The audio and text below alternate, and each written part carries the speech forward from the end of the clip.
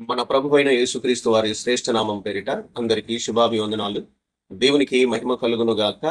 దేవుని మెండైన ఆశీర్వాదాలు మనందరికీ అనుగ్రహించబడును గాక. ఆమేన్.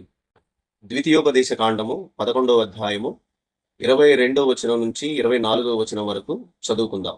మీరు మీ దేవుడైన యెహోవాను ప్రేమించి ఆయన మార్గములన్నిటిలోనూ నడుచుచు ఆయనను హత్తుకొని మీరు చేయవలెనని నేను మీకు ఆజ్ఞాపించు ఈ ఆజ్ఞలన్నిటినీ అనుసరించి జాగ్రత్తగా నడుచుకొనవలెను. అప్పుడు యెహోవా మీ ఎదుట నుండి ఈ సమస్త జనములను వెళ్ళగొట్టును. మీరు మీకంటే బలిష్ఠులైన గొప్ప జనముల దేశములను స్వాధీనపరచుకొందురు. మీరు అడుగుపెట్టు ప్రతి స్థలము మీదగును. అరణ్యము మొదలుకొని లెబానోను వరకును, యూఫ్రటీసు నది మొదలుకొని పడమటి సముద్రము వరకును మీ సరిహద్దు వ్యాపించును. దేవుడు మనకి అనుగ్రహించినటువంటి ఈ వాక్యమును బట్టి దేవునికి స్తోత్రం కలుగునుగాక.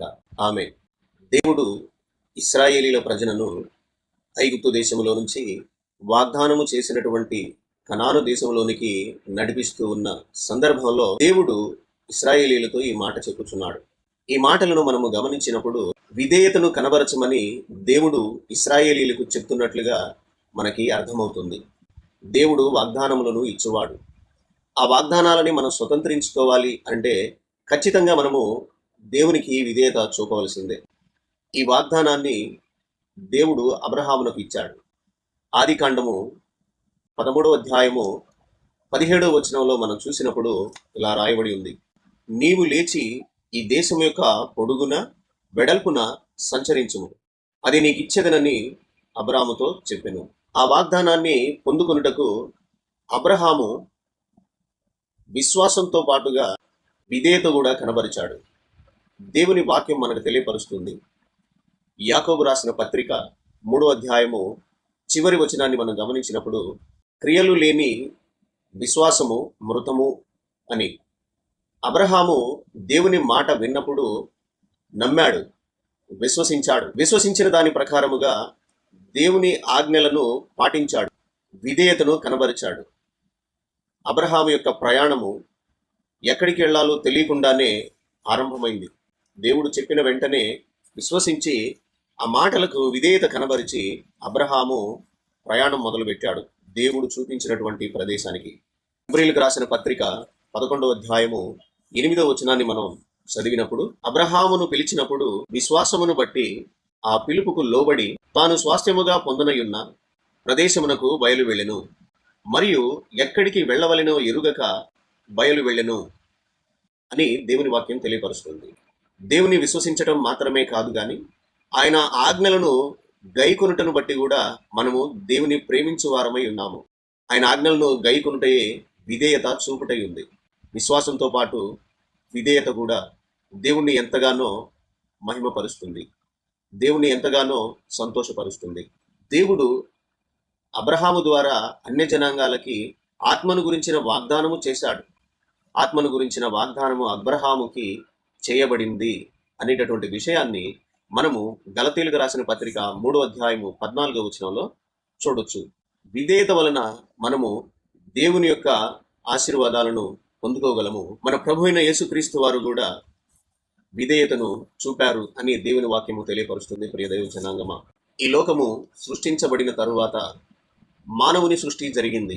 ఆ తరువాత ఆ మానవుడు దేవుని ఆజ్ఞకు లోబడక అవిధేయత చూపించాడు. కనుక ఆ మొదటి మానవుని యొక్క అవిధేయత వలన మనుషులకు మరణము సంభవించింది.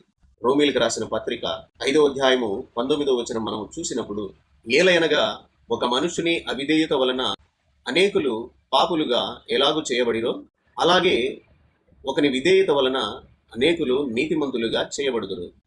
ఫిలిప్పీయులకు రాసిన పత్రిక 2వ అధ్యాయము 8వ వచనాన్ని మనం చూసినప్పుడు ఇలాగూ రాయబడి ఉంది, మరియు ఆయన ఆకారమందు మనుషునిగా కనబడి మరణము పొందునంతగా, అనగా శిలువ మరణము పొందునంతగా విధేయత చూపిన వాడై తనను తాను తగ్గించుకొనెను. యేసుక్రీస్తు ప్రభువారు మనందరినీ నీతిమంతులుగా తీర్చిదిద్దాలని ఆయన మరణము పొందినంతగా తనను తాను తగ్గించుకున్నాడు. ఆయన చూపించినటువంటి విధేయత వలన మనమందరము కూడా నీతిమంతులుగా ఎంచబడుచున్నాము. ప్రభు అయిన యేసుక్రీస్తు వారే విధేయత చూపించినప్పుడు మనము కూడా ఎంతో విధేయత చూపించవలసిన వారమై ఉన్నాము. మనము దేవుని మాటలకు విధేయత ఎందుకు చూపించాలి? ఫిలిప్పీలు రాసిన పత్రిక 2వ అధ్యాయము 12వ వచనంలో ఇలా రాయబడి ఉంది. మన రక్షణను కొనసాగించటానికి మనము విధేయత చూపాలి. అలాగే మనము పరిశుద్ధులై ఉండు విధముగా విధేయత చూపాలి అని పేతురు రాసిన మొదటి పత్రిక 1వ అధ్యాయము 14వ వచనం చెబుతుంది. అలాగే సత్యమునకు విధేయులై ఉండాలి అని కూడా పేతురు రాసిన మొదటి పత్రిక 1వ అధ్యాయము 22వ వచనము చెబుతుంది. మనమందరము నీతిమంతులుగా ఉండాలి, సత్యమునకు విధేయులై ఉండాలి, మన రక్షణను కొనసాగించాలి. అందుకొరకై మనము విధేయత చూపాలి. అట్టి విధేయత దేవుడు మనందరికీ అనుగ్రహించును గాక. ఆమేన్.